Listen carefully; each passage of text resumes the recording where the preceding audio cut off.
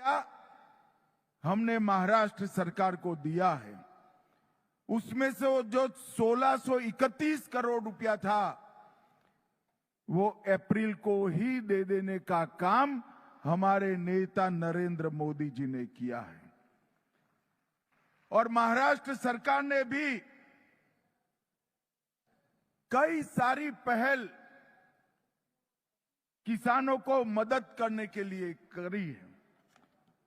कई सारे फैसले किए। 2215 करोड़ का राहत पैकेज दिया, जिससे 31 लाख से ज्यादा किसानों को मदद मिलेगी।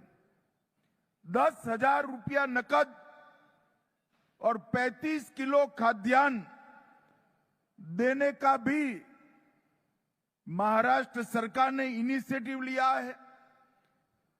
केवाईसी की शर्तों को एक बार के लिए थोड़ा रिलैक्स करा है। शॉर्ट टर्म फाइनेंस के ऋण को वसूली पर रोक लगाई। भू राजस्व और स्कूल की परीक्षा में भी छुट्टी देने का काम किया है। ये आपका महाराष्ट्र सरकार का त्रिमूर्ति जो है, देवेंद्र जी, एकनाथ शिंदे और अजित दादा, तीन में से एक भी बनिया नहीं है,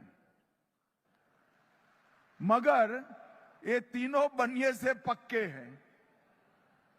मुझे पद्मश्री पाटिल का मूर्ति का अनावरण कर कर बुलाया और पूछ लिया तरीके से, अच्छे तरीके से, कि भारत सरकार महाराष्ट्र के किसानों के लिए क्या करेगी। कल ही तीनों ने लंबी बैठक मेरे साथ करी है।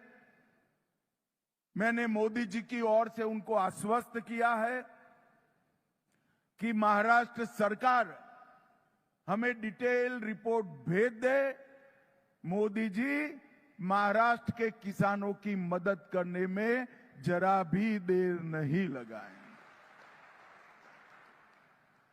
और मित्रों, ये सब इसलिए हुआ है कि किसानों की चिंता करने वाली एक सरकार महाराष्ट्र के लोगों ने चुनकर लाई है। हमारे एनडीए के सभी विधायक अपने 1 महीने का वेतन सीएम रिलीफ फंड में दिया है। अभी अभी राधाकृष्ण विखे पाटिल जी ने शुगर मिल से भी घोषणा की और देवेंद्र जी की अपील को प्रतिसाद देने के लिए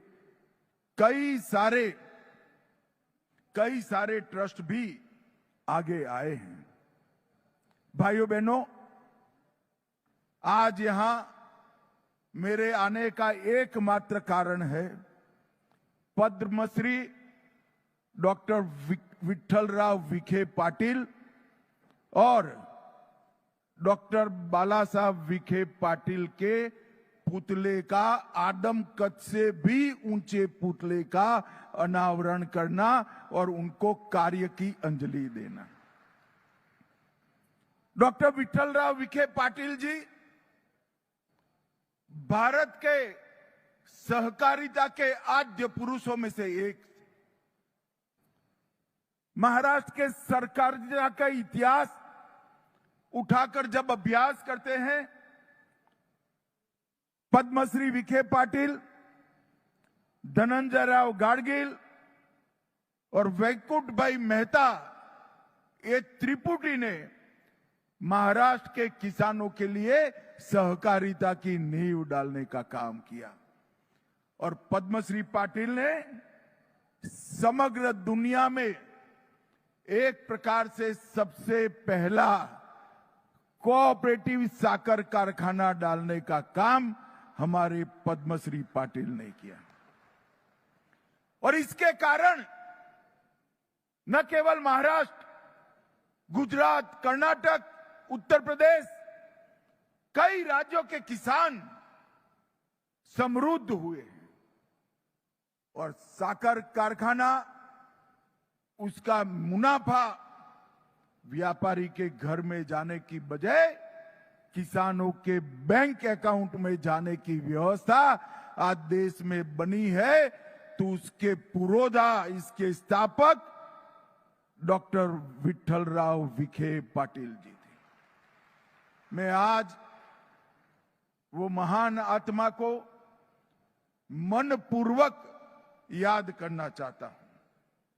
उनके ही सुपुत्र डॉक्टर बाला साहब विखे पाटिल जी, इन्होंने कोऑपरेटिव को तो मजबूत किया, मगर कोऑपरेटिव इंस्टीट्यूशन के माध्यम से शिक्षा, स्वास्थ्य और ग्रामीण विकास, ये तीनों क्षेत्र के अंदर कोऑपरेटिव का मुनाफे से विकास करने की एक नई परंपरा बाला साहब विखे पाटिल ने डाली।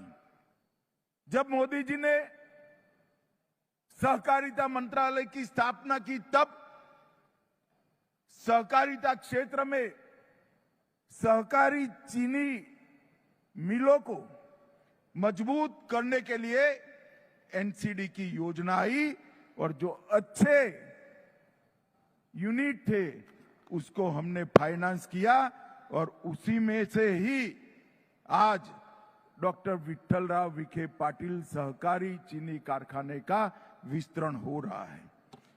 और मित्रों, ये शुगर मिल ने अल्कोहल डिस्टिलेशन संयंत्र जो 70 में लगाया, 15 KLPD की इनकी क्षमता थी, आज 92 KLDP का हुआ है और हमने 240 के